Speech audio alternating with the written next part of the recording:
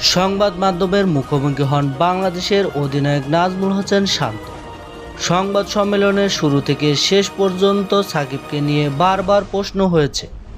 বাংলা প্রশ্নের শুরুটা হয়েছে সাকিবের দেশে ফেরা নিয়ে। যুব কি উপদেষ্টা আজিব মাহমুদ জানিয়েছেন তাকে সর্বোচ্চ নিরাপত্তা দেওয়া হবে। সেই সূত্রে শান্তর প্রতিক্রিয়া জানতে চাইলে তিনি জানান, এটা হবে প্রত্যেক ক্রিকেটের জন্য স্বস্তির।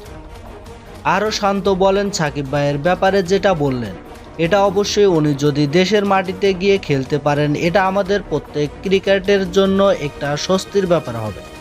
সাকিব না থাকায় মেহেদী হাসান মিরাজকে দলে ফেরার বাংলাদেশ ম্যানেজমেন্ট অধিনায়কেও ভরসা আছে তার উপর। আমরা মিরাজকে দলে নিয়ে এসেছি, আমরা আশা করব যে মিরাজ ওই জায়গায় চেষ্টা করবে দ্রুত মানিয়ে নেওয়ার জন্য। শান্ত আরও বলেন, সাকিব ভাই নাই এটা আমাদের জন্য নতুন ব্যাপার, বিশেষ করে এই সংস্থানে।